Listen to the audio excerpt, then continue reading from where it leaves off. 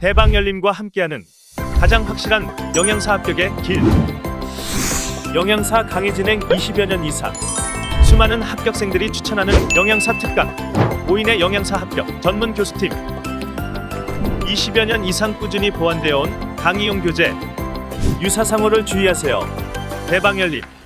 안녕하세요. 안녕하세요. 네, 만나서 반갑습니다. 여러분들과 앞으로 생리학, 생화학을 같이 공부해 나갈 김지연입니다. 자, 이제 우리가 또 이번에 46회, 이번에 올해 있을 이제 영양사 시험에 대비하기 위해서 모였는데요.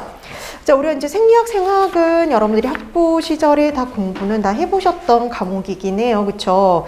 그래서 요 생리학이나 생화학 같은 경우에는, 생리학 같은 경우는 그래도 그나마 좀 나은데, 생화학 같은 경우는 되게 어렵게 이렇게 느껴지는 경향이 좀 높은 과목이기도 하죠. 근데 생리학하고 생화학도 보면은, 기본적인 것만 알면 손쉽게 여러분들이 시험 문제를 풀 수가 있습니다. 그래서 여러분들이 앞으로 어떻게 공부를 해 나가야 할지, 이제 그런 것들을 하나씩 수업 시간을 통해서 정리를 할 텐데요. 본격적으로 우리가 수업 들어가기 전에 오늘 참고 자료 프린트가 하나 나갔을 거예요. 그렇죠? 자, 그 참고 자료 프린트 한번 펴 보실까요? 참고 자료 프린트 보시면은 우리 이제 기본적으로 영양사와 관련해서 시험 과목, 그다음에 합격률, 이제 생리학의 출제 경향 이런 것들을 조금 정리를 해봤는데요. 한번 이제 참고적으로 한번 보세요. 자, 우리 시험 과목은 우리 이제 많이 줄었죠. 그래서 1교시, 2교시 과목 수는 줄지 않았는데 출제 문항수가 줄어들면서 이제 조금 간소화됐다라고 보시면 돼요. 자, 1교시는 총 120문항을 봅니다. 120문항이에요. 문항수가. 자, 그래서 영양학 및 생화학 한 과목, 이렇게 영양학하고 생화학이요, 한 과목으로 묶여 있어요. 그래서 항상 이렇게 보면 시험 문제가 이렇게 나와요. 영양학의 탄수화물과 관련된 내용, 그 다음에 생화학의 탄수화물 대사에 관련된 내용, 이렇게 섞여서 나옵니다. 그 다음에 또 영양학의 지질과 관련된 내용, 그 다음에 뭐 생화학의 지질 대사에 관련된 내용. 그래서 영양학하고 생화학의 문제가 이렇게 분리돼서 나오는데, 탄수화물은 탄수화물 대사끼리, 그 다음에 뭐 지질은 지질끼리 이렇게 묶여서 시험 문제가 출제가 된다라고 보시면 돼요. 자, 그렇게 해서 60문항. 그 중에 이제 뭐 생화학이 차지하는 분량은 적게 말하자면 13문항이지만 거기다 플러스 알파, 이게 보통 14문항 정도가 출제가 되는데 플러스 알파가 더 출제가 된다라고 얘기해 줄 수 있어요. 비타민의 조효소 파트인데요. 바로 이 비타민의 조효소 파트가 대사 부분과 관련된 시험 문제가 좀 많이 나왔어요. 여태까지. 거기서 한 두세 문제. 이렇게 해서 플러스 알파로 한 두세 문제가 더 출제될 수 있다라고 생각하시면 되고요. 자, 그 다음에 영양교육, 그 다음에 식사요법, 생리학이죠. 보니까 생리학이요, 식사요법하고 연결되어 있어요. 그래서 식사요법 및 생리학 이렇게 해서 묶여가지고 총 60문항이 또 출제가 되는데요. 여기서 이 생리학은 예전에는 생화학 정도의 비중이 있었어요. 생리학이. 그래서 예전에 이제 문항수가 많을 적에는 300문항일 적에는 생화학도 20문제, 그다음에 생리학도 20문제가 출제가 됐었는데, 이렇게 식사요법 및 생리학으로 묶이면서 생리학의 비중이 확 줄어들었어요. 그래서 기초 학문과 관련된 이 파트가 특히 많이 줄은 파트가 바로 생리학 파트라고 볼 수 있는데요. 보통 5문항 정도 출제가 됩니다. 그래서 문항수가 상당히 적은 편이죠. 그래서 여러분들이 만약에 이제 영양사 할 때는 이렇게 되게 단순하게 영양사 이제 시험 대비를 위해서는 생리학을 이렇게 간단히 하지만 나중에 뭐 임상 영양사라든지 아니면 영양교사를 준비하시는 분들은 이거보다 훨씬 더 포괄적으로 공부를 하셔야 돼요. 그래서 영양사 준비를 위해서는 우리가 되게 간단히 하지만 실제적으로 다른 뭐 임상 영양사라든지 아니면 영양교사를 준비하시는 분들이라면 좀 더 생리학을 비중 있게 공부해 두실 필요는 있어요. 자, 어떻게 됐든 이렇게 60문항에서 총 120문항이죠. 근데 시험 시간 보세요. 시험 시간은 몇 분밖에 안 돼요? 100분요. 그럼 이게 어떻단 소리예요? 문제가? 단순하단 소리예요. 그래서 단답형들이 좀 많아요. 그래서 단답형들이 가장 많고요. 그 다음에 어쩌다 한 번씩 옳은 거 찾아라 라는 좀 긴 문항에 그런 문제가 출제가 됩니다. 그래서 단답형이 대다수고, 그리고 어쩌다 한 번씩 옳은 것을 찾아라 라는 형태의 문제가 출제된다라고 보시면 돼요. 자, 그 다음에 2교시에 가면 식품학 및 조리원리 40문항, 그 다음에 급식, 위생, 관계법규 해서 60문항이 출제가 되어서 각 과목마다 있잖아요. 이게 각 과목마다 40% 이상을 맞추셔야 돼요. 그러니까 최소한 각 과목마다 40%. 그러니까 예를 들어서 영양학 및 생화학은 40%면 얼마예요? 4문항, 24문항 24점 이상이어야 되고요. 마찬가지로 영양교육, 식사요법, 생리학도 40%니까 24점 이상은 돼야 돼요. 최소한. 자, 그 다음에 식품학 및 조리원리는 16점 이상. 그 다음에 급식, 위생 및 관계법규는 24점 이상이면 돼요. 근데 이게 40%, 최소한 40% 이상이어야 되는데 최소 40% 이상이 아니면 떨어질 수 있어요. 네, 과락으로 떨어지는 거고요. 그 다음에 총 합쳐서 220문항인데 이 220문항을 60% 이상을 맞으셔야 됩니다. 60% 이상. 그럼 여러분 이게 60% 이상이면 132점이에요. 여러분들이 132점 이상을 맞아야지만 합격을 할 수가 있어요. 그래서 132점 이상인데 내가 분명 132점 이상인데 떨어졌다 그러면은 과락에서 떨어진 거예요. 40%가 안 돼서. 최소 그 과목이 40%가 안 돼서. 그래서 한 과목이라도 공부를 안 하면 안 돼요. 공부는 다 하셔야 된다고 보시면 돼요. 왜냐면 그 과락, 최소한 40% 이상은 맞아야 되기 때문에 기본적인 공부들은 다 하실 필요가 있다라고 보시면 되겠고요. 자, 근데 보통 이게 40% 이상이 안 돼서 떨어지는 것보다는 실제 어떤 게 더 많냐면 60%가 안 돼서 60% 이상, 그러니까 132점이 안 돼서 떨어지는 경우가 대다수라 보시면 돼요. 그래서 여러분들이 이제 전반적으로 이렇게 수업을 잘 이렇게 따라오시게 되면 충분히 132점 이상 충분히 맞으실 수 있습니다. 자, 그 다음에 합격률 한번 보실래요? 이거 최근 근래 10년 동안의 합격률이라고 보시면 돼요. 최근 10년 동안의 합격률. 자, 그래서 합격률을 한번 이렇게 쭉 봤더니 작년에 엄청 높지 않았어요? 제일 높았어요. 74.9%. 그래서 시험 보고 나서, 시험 보셨던 이제 분들이 다 그랬어요. 쉬웠다고 얘기를 하면 보통 70%가 넘어가는 경우가 많아요. 그래서 60%, 70% 정도 돼요. 그 다음에 시험이 좀 어려웠어요. 라고 하면 보통 50%대예요. 그래서 보통 우리가 합격률이 50%면은 그렇게 높은 편이 아니죠. 10명 중 5명은 떨어졌다는 건데, 그렇게 되는 경우가 좀 어렵다라고 하는 건데, 그때가 이제 43회 때예요. 우리 이게 딱 언제냐면은요. 우리 시험지가 지금 공개되고 있거든요. 그 공개된 첫 해라고 보시면 돼요. 그래서 공개된 첫 해에, 시험지가 공개된 첫 해에 최근래에 들어서 가장 어렵게 출제가 됐었던 거죠. 그래서 그때 시험 보고 나서 문제가 좀 어려웠어요. 그런 말을 하시는 분들이 많았어요. 자, 그 다음에 이제 44회, 45회 가면서 이때 이제 우리 코로나 터지고 이러면서요. 합격률이 막 엄청 올라갔어요. 여러분, 여러분들도 이제 코로나 사태 때문에 학교를 또 이렇게 제대로 못 나가고, 그 다음에 수업도 이제 그냥, 수강도 이제 온라인으로 하고 이런 경우가 많다 보니까 학력이 좀 떨어지는 경우가 많아요. 그래서 그걸 실제적으로. 그래서 아무래도 문제를 좀 쉽게 내지 않았을까라는 생각을 좀 해봤는데요. 그래서 합격률이 되게 높았어요. 44회, 45회. 자, 그래서 여러분 최근 10년간의 합격률을 보면은 보통 50%에서 70%대. 그래서 낮으면 50%, 그다음에 높으면 70%. 근데 이게 쉽게 나오든 어렵게 나오든 여러분들이 열심히 하셨으면 아주 손쉽게 합격을 하실 수가 있어요. 그래서 어떻게 다음에 쉽게 나올 거야, 어렵게 나올 거야, 그렇게 예상을 해서 공부하는 것보다는 여러분들이 기본을 잘 해두시면 쉽게 나오든 어렵게 나오든 어렵지 않게 합격하실 수 있다라고 생각하시면 돼요. 그래서 잘 쫓아오시면 됩니다. 자, 그럼 이제 우리가 생리학을 총 5파트로 나눠서 공부할 거거든요. 그럼 한번 보세요. 출제 영역이 소화기계, 심장 및 순환계, 비뇨기계, 혈액, 그리고 내분비계 이런 식의 구성이 되어 있죠. 자, 이렇게 구성이 되어 있는데 소화기계 파트는 크게 2가지예요. 위장관계하고 간, 담도계로 나눌 수가 있는데, 그래서 보통 시험 문제가 소화기계에서 2문항 정도 출제가 되어서 위장관 파트에서 1문제, 그리고 간, 담도계 파트에서 1문제, 보통 이렇게. 자, 그 다음에 심장 및 순환계에서 1문제, 그 다음에 비뇨기계에서 1문제, 그 다음에 혈액에서 1문제, 그리고 내분비계에서 간혹 1문제 정도 출제되기도 합니다. 그래서 보세요. 2019년도에는 5문항이 출제가 되는데 2020년에는 내분비계까지 해서 6문항이 출제가 됐고요. 근데 작년 보실래요? 작년에는 딸랑 2문항 출제됐어요. 그러니까 작년에 어디에서 이게 시험 문제가 출제가 됐었냐면 생리학 파트에서 준 대신 영양 판정 파트에서 시험 문제가 출제가 됐어요. 그래서 영양 판정 파트에서 한 3문항이 출제되면서 생리학이 2문제로 작년에 출제가 됐던 겁니다.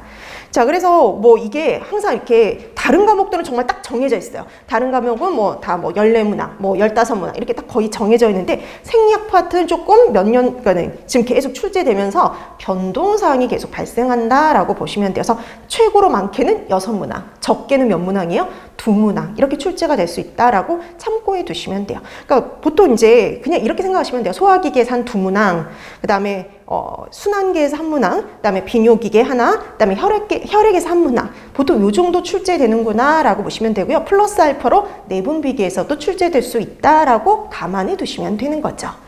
자, 이렇게 해서 여러분들이 생리학은 이 정도 공부를 해두시면 되는데요. 그래서 이게 예전에는 되게 자세히 공부를 했지만 이제는 이제 아무래도 문제 나오는 게 되게 단순하게 물어보는 문제들이 좀 많은 편이에요. 그래서 주로 이제 단순하게 알아야 될 것들 파악하는 정도로 간단하게 하고 넘어가는 경우가 많다라고 생각하시면 돼요. 그에 비해서 생리학에 비해서 생화학은요, 한 3배 정도 더 중요하거든요. 문항수도 더 그만큼 나오니까, 15문항 정도 나오니까, 최소. 자, 그래서 우리가 생리학을 먼저 끝낼 거예요. 먼저, 그리고 여러분들이 그래도 조금 더 그래도, 생리학하고 생화학 중에 조금 더 쉬워. 이렇게 얘기하는 거 보통 생리학이잖아요. 그래서 생리학을 먼저 끝내고, 그 다음에 생화학에 들어갈 겁니다. 자, 그래서 먼저 생리학을 하고, 그 다음에 그 뒤에 이제 생리학이 끝나면 생화학에 들어간다라고 생각해 두시면 되겠고요. 생화학이 훨씬 더 중요하다라고 생각해 두시면 될 것 같아요. 자, 그럼 이제 우리가 본격적으로 수업에 들어가야 되는데, 이제 수업에 들어가기 전에 이제 이 수업이 어떻게 진행이 되는지를 간단하게 설명을 드리자면요. 첫 번째, 우리 수업 시간에는 기본 이론하고요.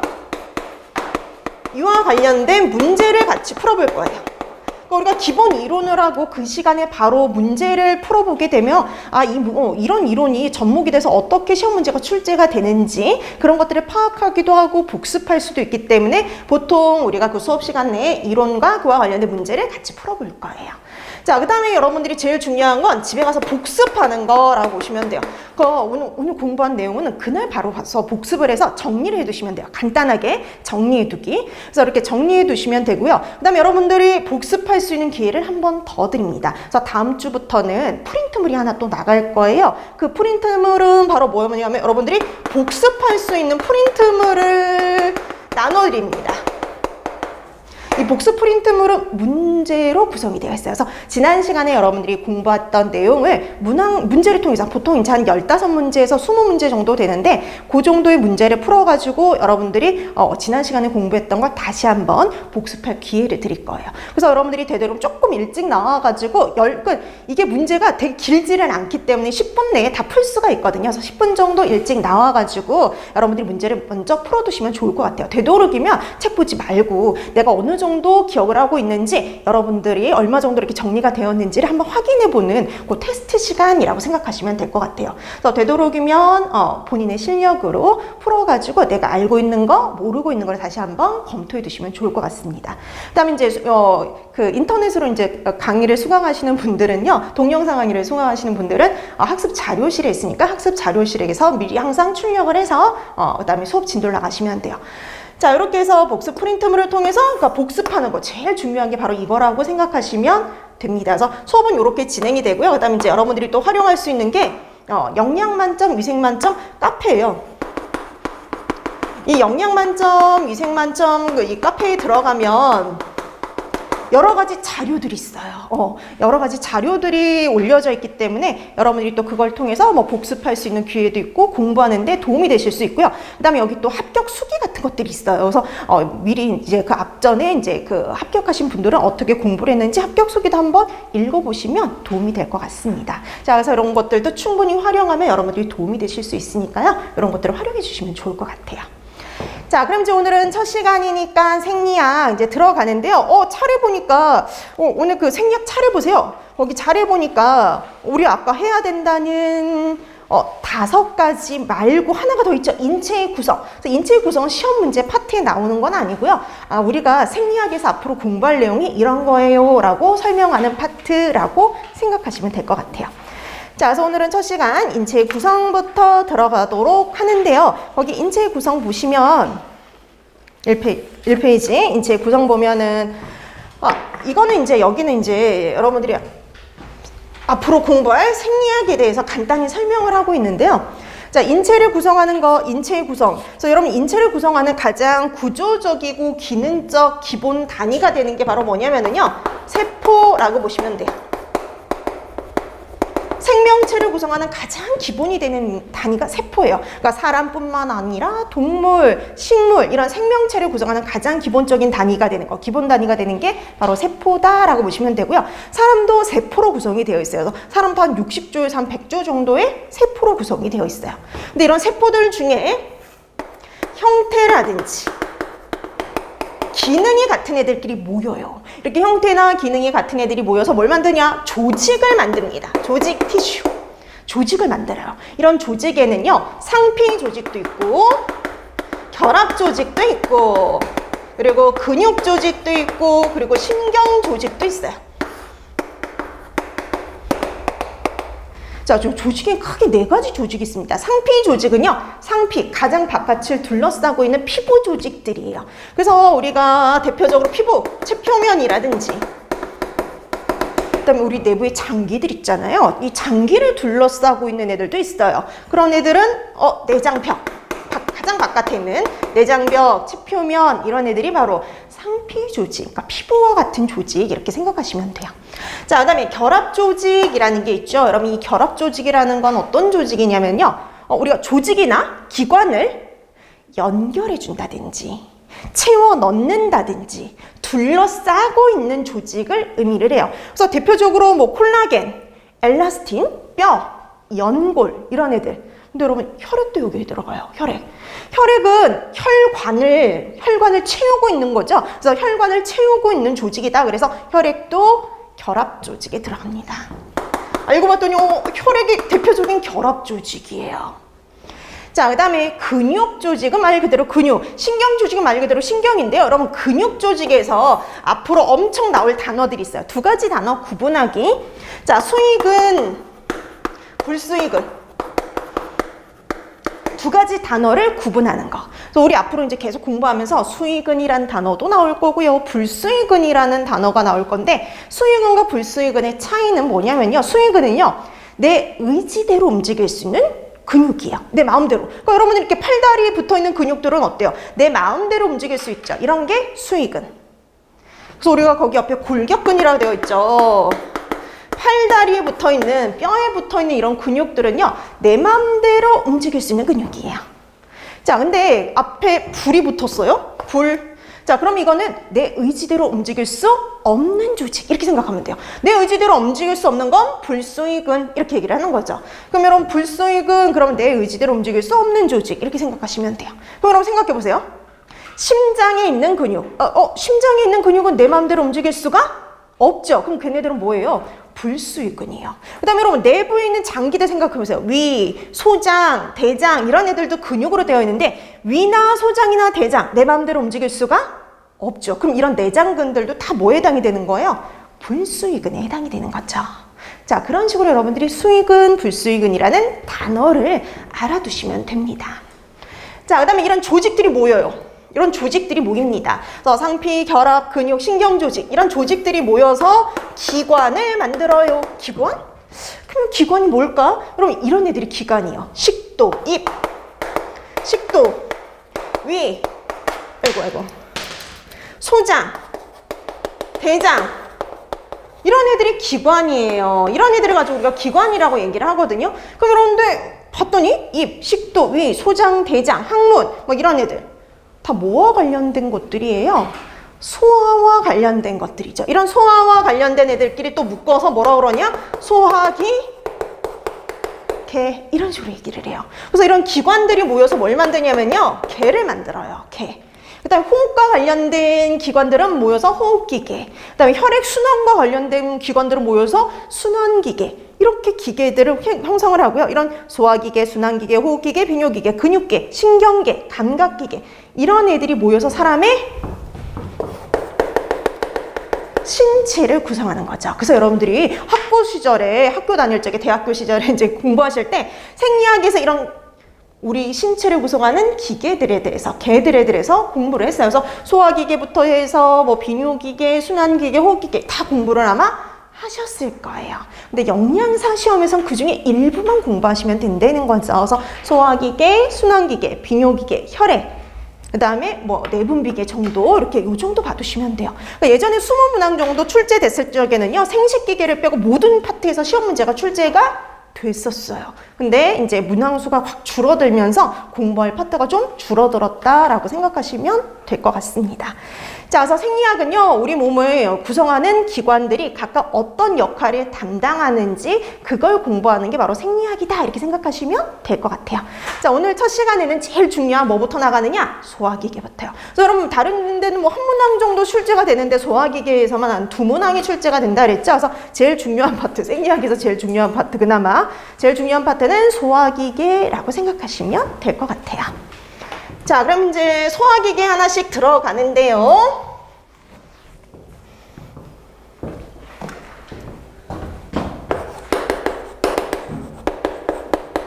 자, 소화기계의 구성 이렇게 되어 있죠. 소화기계가 어떻게 구성이 되어 있냐? 우리 음식을 먹어가지고 우리 몸에서 소화되고 흡수되고 필요 없는 건 마지막에 배설되는 것과 관련된 기관들을 묶어서 소화기계라고 얘기를 해요. 그래서 소화기계 처음에서 시작은 어디냐? 입이에요. 입, 구강.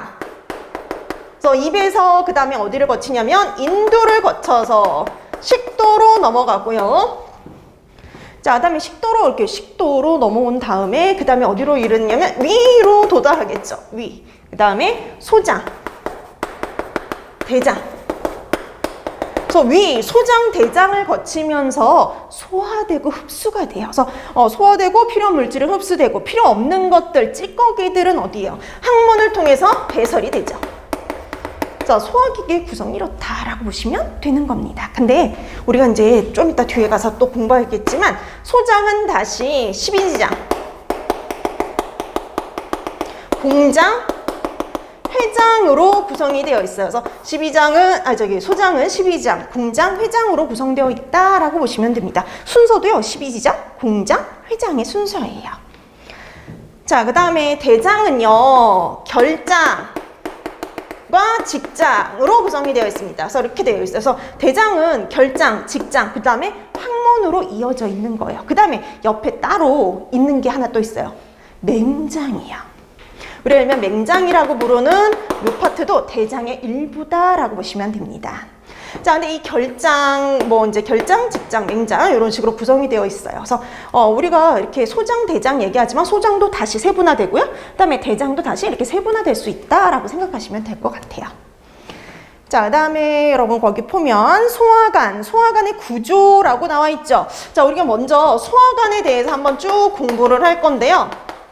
소화관에 관련해서 이제 소화관의 구조가 나와 있는데 구조는 그냥 상식선에서 그냥 간단하게만 알아두시면 되는데 소화관 보면은 4개의 층으로 이루어져 있대요. 자, 그래서 이렇게 봤더니 이게 소화관이다라고 하면 실제적으로 음식물이 이렇게 지나갈 때 보면 이 음식물이 지나가는 가장 안쪽 있죠. 거기를 점막층이라고 얘기를 해요. 점막으로 둘러싸여 있어서 점막층이에요. 그 다음에 그 점막 밑에는 점막 하층, 점막 아래층이다 그래서 점막 하층인 거죠. 그 다음에 있는 게 바로 뭐냐면 근육층이에요. 그리고 마지막 요 파트, 우리가 이렇게 내장의 가장 바깥쪽이라고 얘기할 수 있는데요. 얘는 장막층이라고 얘기를 합니다. 이렇게 해서 층이 4가지로 나누어져 있는데 바로 이 근육층이 움직이는 거죠. 근육층이 움직이면서 소화관들이 움직이는 거예요. 자, 근데 이런 점막 하층과 근육층 사이에 신경이 분포되어 있어요. 그래서 신경이 분포되어 있어가지고 열심히 근육을 움직이게 되는 거예요. 자, 이렇게 해서 구성되어 있다라고 보시면 됩니다. 근데 이런 소화관들은 가만히 있는 게 아니라 움직이죠. 움직여요. 그럼 이런 소화관이 움직일 수 있는 건 내 마음대로 움직일 수 있는 게 아니잖아요. 그러면 누군가의 도움을 받아서 움직이는데 이런 소화관과 관련돼서 움직임에 도움을 줄 수 있는 애가 크게 2가지예요. 하나는 신경과 호르몬입니다. 그래서 소화관과 관련된 신경, 그리고 호르몬에 대해서 여러분들이 알고 계셔야 돼요. 자, 그래서 먼저 소화관과 관련된 신경들을 알아두셔야 돼요. 소화관과 관련된 신경. 자, 그러면 소화관과 관련해서 주요한 신경은 뭐냐면은요. 소화관과 관련해서 주요한 신경은 첫 번째, 중추신경들이 주요한 역할을 해요. 뇌가요. 뇌가 되게 중요한 역할을 해요. 뇌와 척수가. 자, 그래서 뇌와 척수 어떤 역할을 담당을 하느냐 봤더니요. 우리 거기 책에도 나와 있지만 여러분들이 연화, 음식물을 넘긴다든지 아니면 구토, 그 다음에 타액 분비와 관련된 중추가 뇌에 존재해요. 뇌에 어디 있느냐? 연수에. 연수에 존재합니다. 그래서 연화중추, 타액분비중추, 구토중추는 연수에 존재한다. 이렇게 보시면 돼요. 자, 그다음에 두 번째, 식욕조절중추도 뇌에 있어요. 그래서 여러분들이 보면 왜 위장관이 비면, 우리 배가 비면은요 배고프다 이렇게 느끼죠. 그 위장관이 비었을 때 우리가 배고프다 이렇게 느끼는 건데 그게 뇌에 있어요. 자, 그래서 우리가 위장관이 비면 배고프다 이렇게 느끼게 하는 게 바로 어디 있느냐? 시상하부에 존재합니다. 시상하부. 시상하부에 존재해요. 그래서 시상하부에 존재하는 이 식욕조절 중추에서 여러분들이 배고프다, 배부르다 이걸 느끼게 해주는 거예요. 그래서 만약에 여기가 망가지면 아무리 먹어도 배가 안 불러요. 자, 이렇게 섭취, 포만중추가 존재하는 것 시상하부라고 보시면 돼요. 자, 그다음에 그 외에 이제 거기에 나와 있기도 하지만은요, 배변중추요. 배변중추는 어디에 존재해요? 척수에 존재한다라고 나오죠. 그럼 우리 여러분들이 화장실 가는 거는요 누구 담당이에요? 뇌 담당이 아니라 척수 담당입니다. 우리 왜 등 가운데 척추뼈 있죠? 그 척추뼈 안에 들어있는 척수신경이 담당을 해요. 그래서 척수에 배변 중추가 있어요. 자, 이렇게 해서 소화와 관련된 이런 신경 부위를 기억을 해두시면 돼요. 자, 그래서 연수, 시상하부에 가까이 있는 중추들 기억해 두시면 됩니다. 자, 그 다음에 또 하나, 소화관도 보면은 근육이거든요. 근데 여러분 이 소화와 관련된 근육들은요, 소화와 관련된 근육들은 보면은 내 마음대로, 그러니까 위 보세요. 위, 소장, 대장 다 내 마음대로 움직일 수가 없죠. 이렇게 내 맘대로 움직일 수 없는 근육을 우리가 뭐라 그랬어요? 그렇죠. 불수의근 이렇게 얘기했어요. 내 맘대로 움직일 수 없는 애들을 불수의근이라 그래요. 자, 그럼 이런 불수의근은 내 맘대로 움직일 수 없으니까 누구의 조정을 받아야 되죠? 보통 신경의 지배를 받아요. 어떤 신경의 지배를 받느냐면 자율신경의 지배를 받습니다. 앞으로 얘네들 엄청 나올 거예요. 자율신경. 그래서 자율신경의 지배를 받는다. 이렇게 기억하시면 돼요. 자율신경의 지배를 받아요. 근데 이 자율신경은 딱 두 개밖에 없어요. 교감과 부교감이요. 자, 근데 교감하고 부교감은요, 항상 정반대의 작용을 해요. 그래서 하나가 반드시 촉진이면 하나가 반드시 억제예요. 그러면 소화와 관련해서 무조건 촉진은 뭐냐? 부교감 신경이요. 부교감 신경이 촉진을 합니다. 그럼 반대로 억제는 누가 해요? 그럼 억제를 하는 건 당연히 교감이죠. 교감 신경이 억제한다. 이렇게 기억해 두시면 돼요. 자, 그래서 무조건 촉진은 부교감, 그 다음에 무조건 억제는 뭐예요? 교감. 그러니까 예를 들어서 위액 분비를 촉진하는 거 그러면은 부교감 신경 이런 소리예요. 그 다음에 뭐 췌장액의 분비를 촉진하는 거 부교감 신경. 소장의 운동을 억제한다 그러면 그때는 교감 신경 이렇게 되겠죠. 그래서 소화와 관련해서 무조건 촉진은 부교감, 무조건 억제는 교감이다. 이렇게 구분해 두시면 돼요. 근데 문제에서 이렇게 부교감, 교감 이렇게 나오기도 하는데요. 대신 다른 단어가 나올 때가 있어요. 어떨 때냐면요. 우리가 신경의 말단에서 분비되는 신경 전달 물질이 실제 근육을 움직이거나 아니면은 근육 운동을 방해하거나 이렇게 하거든요. 그래서 신경의 말단에서 분비되는 물질들을 같이 기억을 해 두셔야 돼요. 자, 우리가 이 부교감 신경 말단에서 분비되는 물질이 바로 뭐냐면 아세틸콜린이에요. 그래서 부교감 신경 대신 뭐로 나올 수 있느냐? 아세틸콜린 이렇게 나올 수 있어요. 자, 그 다음에 교감 신경 말단에서 분비되는 물질은요, 신경 전달 물질은 에피네프린, 노르에피네프린이에요. 그래서 우리가 이 에피네프린, 노르에피네프린을 묶어서 카테콜라민 이렇게 말하기도 해요. 근데 우리 보통 그냥 에피네프린, 노르에피네프린으로 나오는 경우가 더 많습니다. 자, 그래서 에피네프린, 노르에피네프린 그러면은 얘네들은 억제, 그 다음에 아세틸콜린 하면 촉진. 그래서 보통은 이렇게 나와요. 근데 간혹 이렇게 나올 때가 있으니까 알아두시면 됩니다. 자, 그래서 소화관에서 소화관과 관련해서 촉진하는 애, 억제하는 신경 두 가지 구분해서 알아두시면 돼요. 그래서 촉진은 무조건 부교감 이렇게 기억해 두시면 됩니다.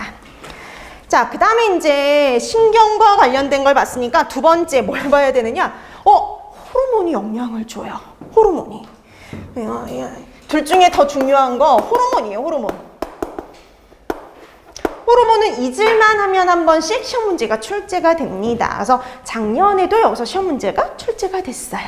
자, 그래서 소화와 관련된 호르몬 기억해 두셔야 되는데 제일 중요한 거는요. 명칭과 분비 장소 그리고 한 가지 더 기능을 기억해 두는 게 기본이에요. 소화관과 관련된 호르몬에서는요, 이름, 명칭하고 분비되는 장소, 그 다음에 얘가 하는 기능, 요 세 가지를 묶어서 기억해 두시면 돼요. 그게 제일 포인트예요. 자, 그러면 소화와 관련된 호르몬 보도록 할게요. 자, 이 소화와 관련된 호르몬에서는요, 사인방이 제일 중요해요. 거기 딱 비어있는, 그 표에 딱 비어있는 4개 있죠? 그게 제일 중요합니다. 자, 그러면 우리가 입에서 열심히 씹었던 음식물이 식도를 거쳐가지고 제일 먼저 도달하는 곳이 어디냐면 위에요. 그럼 위에 음식물이 이렇게 들어오면 열심히 위를 어때야 될까요? 움직여줘야 되겠죠. 자, 그래서 위운동, 위액 분비를 촉진하는 호르몬이 분비가 돼요. 그게 바로 뭐냐면 가스트린. 이렇게 보시면 돼요. 가스트린. 자, 그래서 이 가스트린은 위에 있는 쥐세포에서 분비가 됩니다. 자, 위에서 분비가 돼요. 위에서. 자, 위에서 분비되는 요 쥐세포가요. 바로 요 가스트린인데 얘가 하는 역할, 기능은 뭐냐면은요. 위운동, 위액 분비를 촉진해요.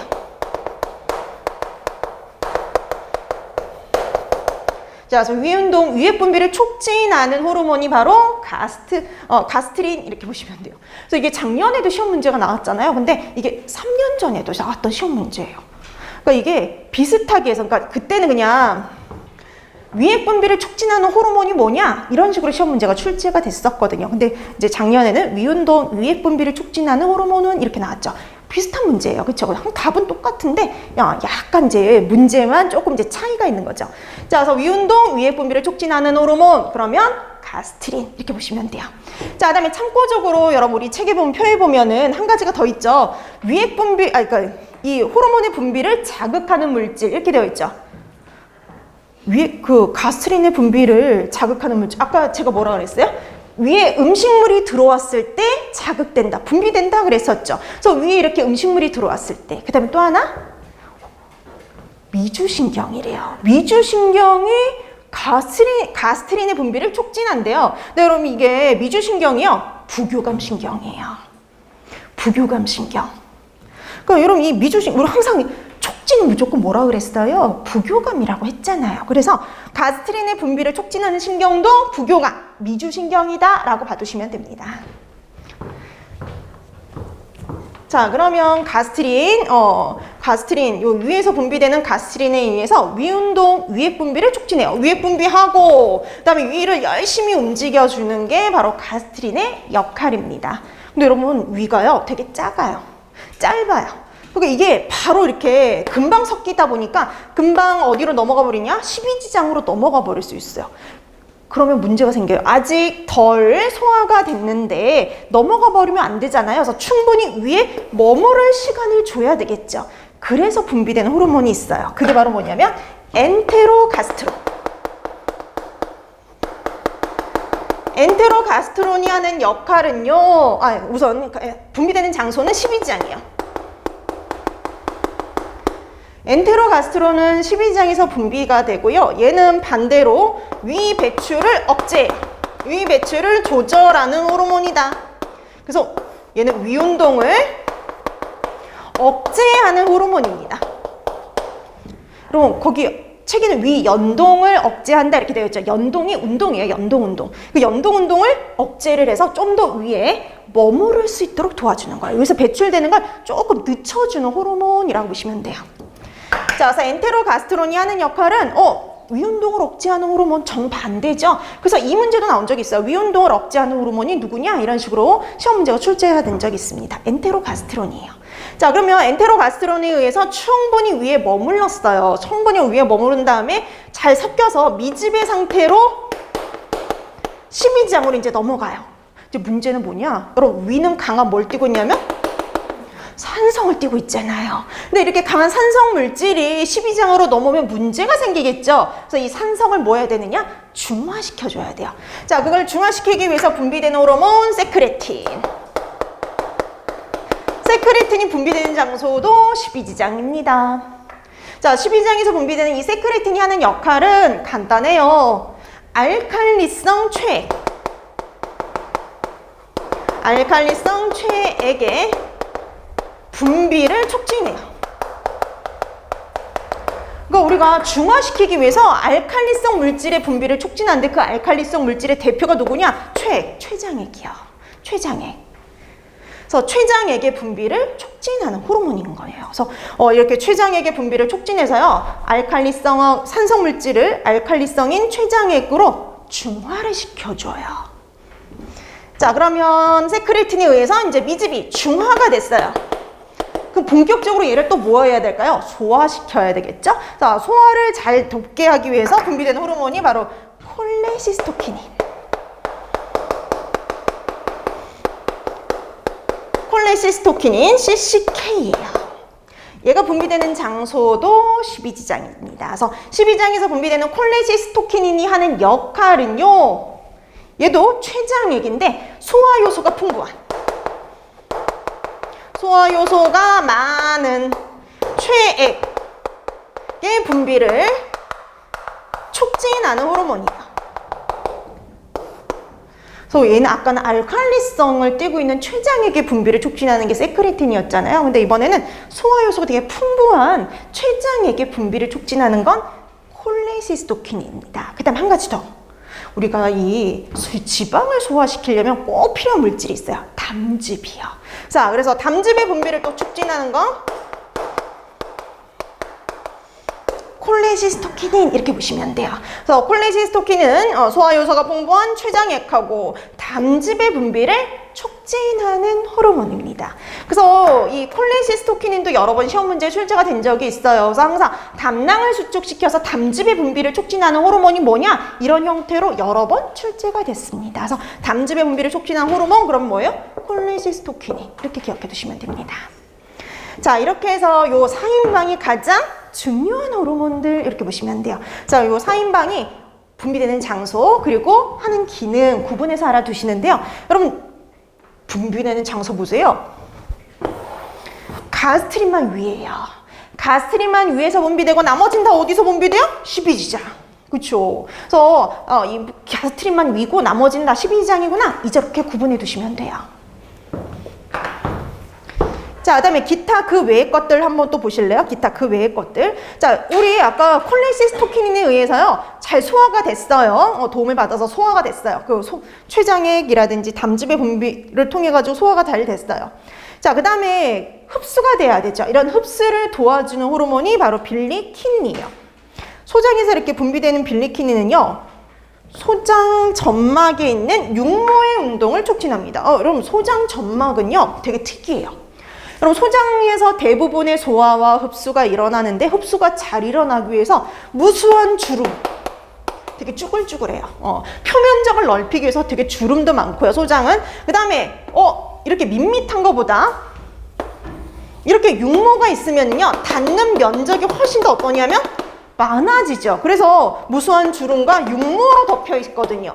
근데 이 육모가 가만히 있는 것보다 이렇게 움직일 때 훨씬 흡수가 잘 돼요.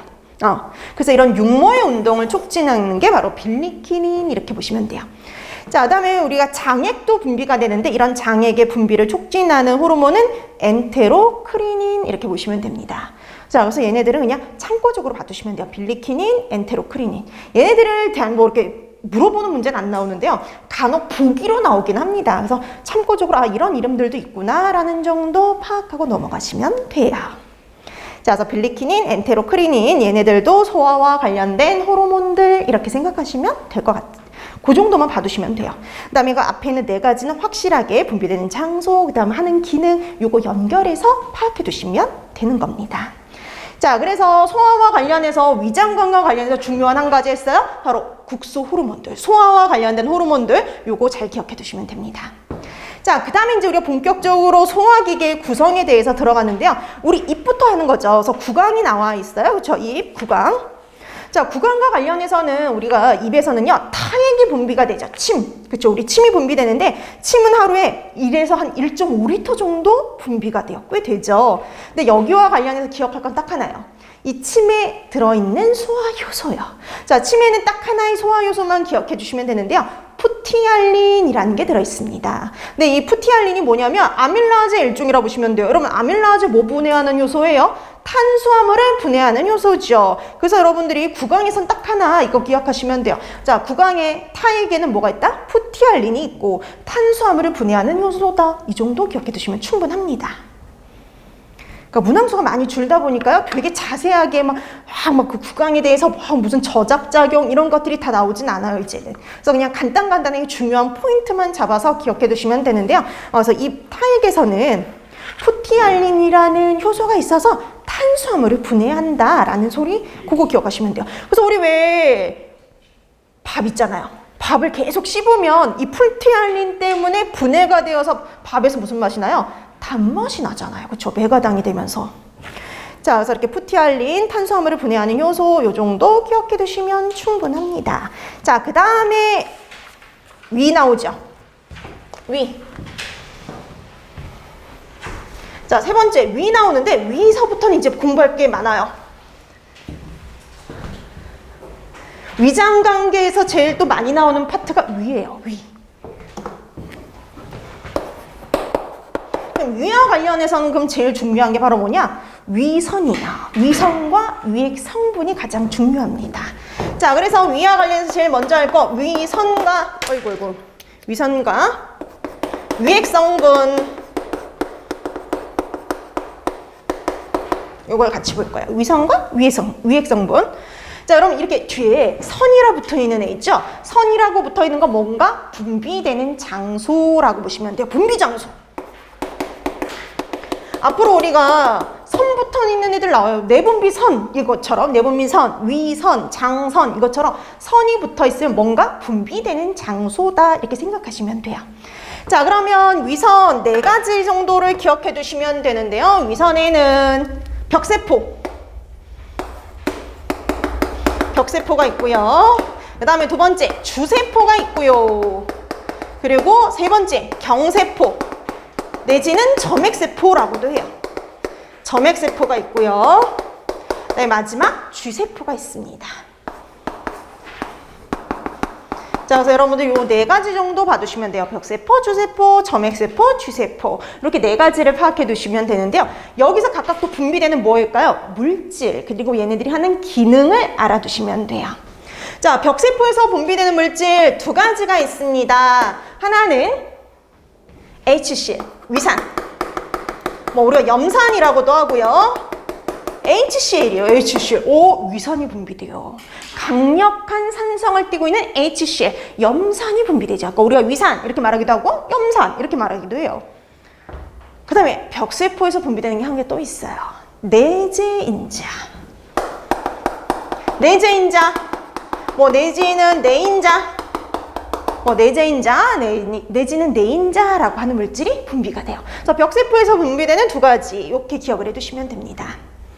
자, 그럼 얘가 벽세포 위선이고요. 얘가 분비되는 물질. 그럼 얘는 어디 존재해요? 위액에 존재하죠. 위액 성분이에요. 위액 성분. 자, 위액에 들어있는 성분인 위산과 내재인자가 각각 어떤 역할을 하는지가 알아두셔야 될 내용이에요. 여기까지. 자, 그래서 여러분들이 위선, 위액 성분, 그리고 얘네들이 하는 기능, 그거까지 연결해 두셔야 돼요. 와, 이것도 이제 중요하죠. 위선, 위액 성분, 기능 기억해 두기. 이것도 시험 문제에 잘 나오는 애 중에 하나입니다. 2020년에 이 파트에서 시험 문제 나왔어요. 근데 2018년에도 나왔고요. 되게 흔하게 잘 나오는 파트라고 보시면 돼요. 자, 그래서 위산, 내재인자 얘네들이 벽세포에서 분비되는데 얘네들이 하는 역할, 기능이 뭐냐라고 봤어요. 자, 그럼 위산이 하는 역할, 기능은 뭐냐면은요. 첫 번째.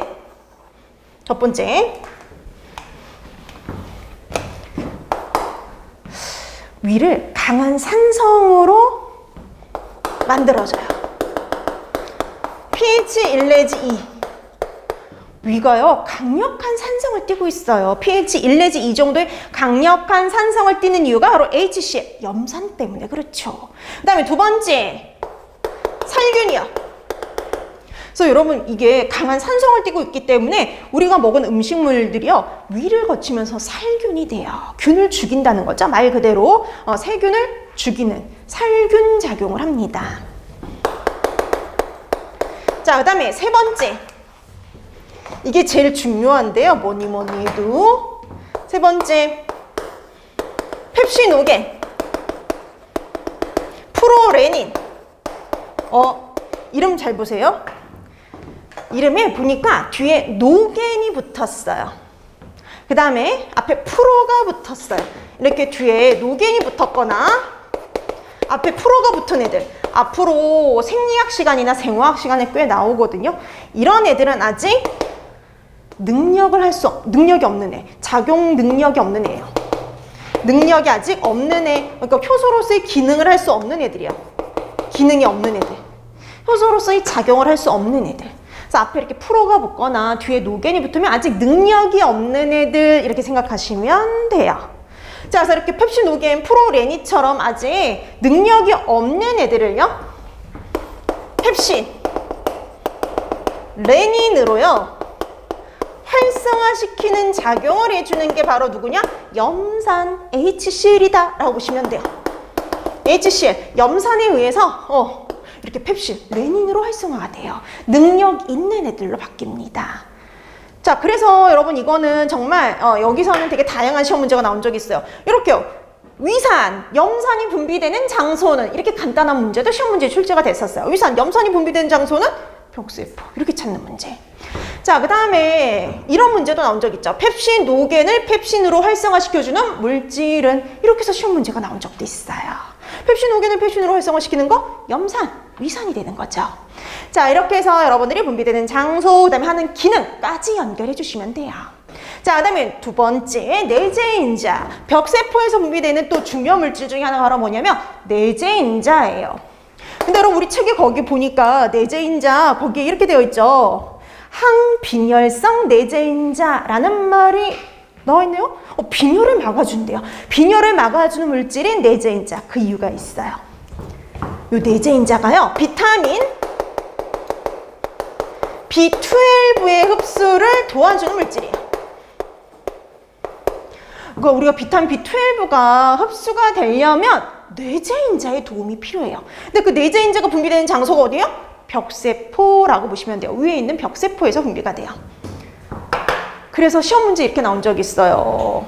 위에서 내재인자의 분비가 감소되면 일어나는 현상은, 이게 시험 문제였어요. 뭐의 흡수가 제대로 안 될까요? 비타민 B12의 흡수가 잘 안 되는 거죠. 자, 이렇게 해서 연결해 나오기도 합니다. 그럼 여러분, 만약에 비타민 B12 흡수가 제대로 안 됐어요. 그럼 뭐가 될까요?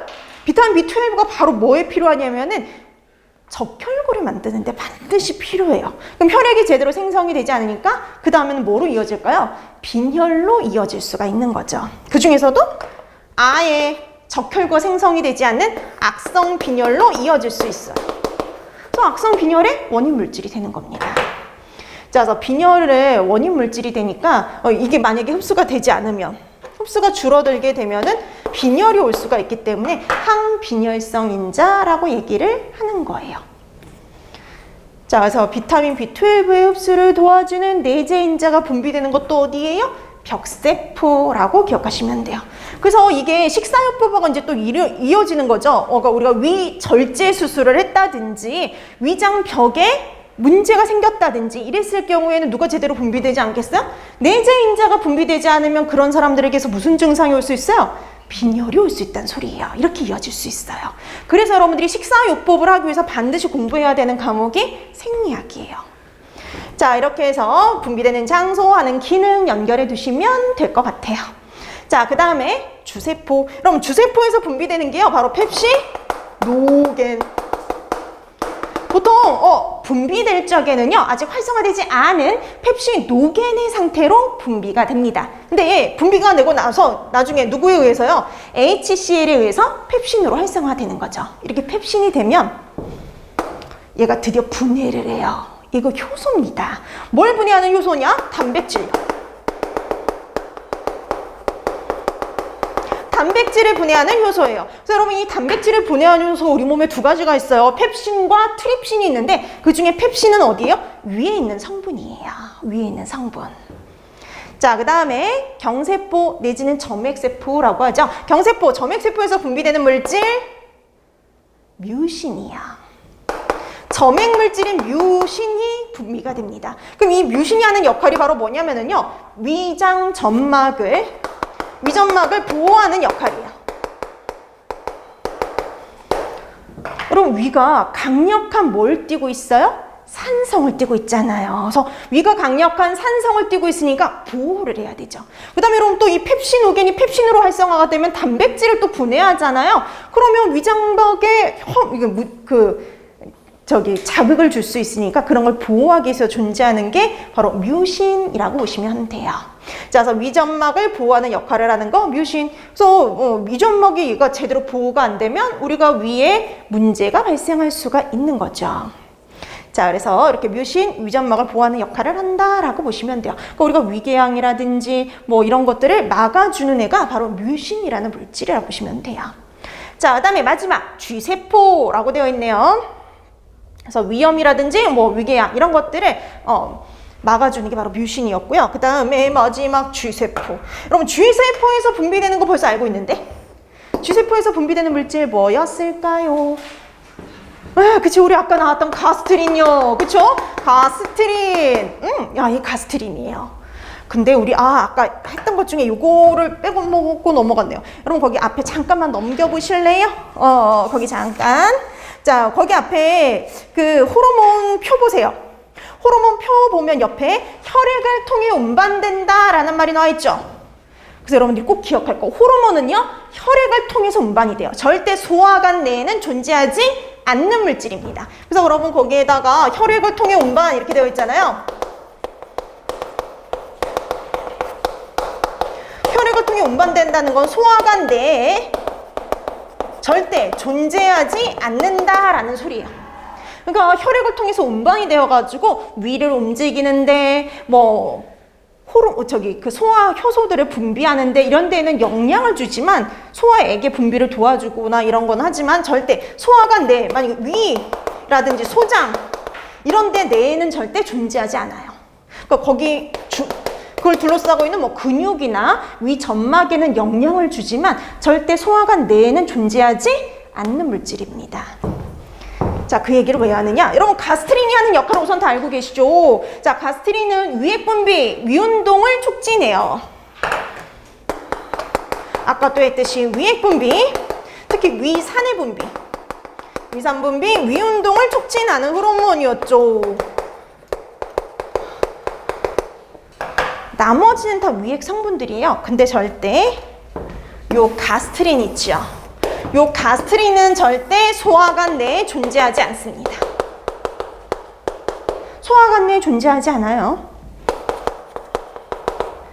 소화관에 영향을 미치지만 소화관 안쪽에는 존재하는 물질은 아니에요. 그러니까 얘는 뭐예요? 위액 성분이 아니란 소리죠. 위액 성분은 아닙니다. 그래서 여러분, 착각하면 안 돼요. 가스트린 호르몬들은요, 절대 위액이나 췌장액이나 아니면 장액의 성분이 될 수는 없어요. 자, 그래서 소화관 내에 절대 존재하지 않습니다. 위액 성분이 아니란 소리예요. 왜 이걸 이렇게 강조하느냐? 시험 문제 나오거든요. 다음 중 위액 성분에 해당하는 것은 이렇게 나와요. 위액 성분에 해당하는 거 여기 있죠? 위산, 내재인자, 펩시노겐 이런 것들이죠. 얘네까지 가능해요. 근데 누군 안 돼요? 가스트린은 안 된다라고 구분해 두세요. 자, 그래서 위액 성분인 거 아닌 거 이런 거 구분하는 문제가 간혹 출제가 돼요. 그러니까 가장 최근에는 위액 성분 구분하는 문제가 2019년에 나왔고요. 그 이전에는 소장의 존재, 소장 내에서 작용하는 물질 구분하는 게 나왔어요. 그러니까 항상 아닌 거 제외시켜야 되는 것 중에 대표적인 게 바로 호르몬들이라고 보시면 돼요. 자, 그래서 위액 성분이 아닌 거, 되는 거, 이렇게 포함되는 거, 구분하는 거. 근데 절대 호르몬은 포함될 수 없다라고 구분해 두세요. 자, 이렇게 해서 위선과 분비되는 장소, 위액 성분 봤는데요. 위에서 제일 중요한 거예요. 그래서 소화, 위장관과 관련해서 제일 많이 시험 나오는 파트가 요거. 그 다음에 두 번째가 호르몬이라고 생각하시면 됩니다. 자, 그래서 제일 중요한 거 두 가지 했어요. 자, 그 다음에 이제 위액 분비와 관련된 거 들어가야 되는데요. 여기서부터는 조금 쉬고 나서 들어가도록 할게요.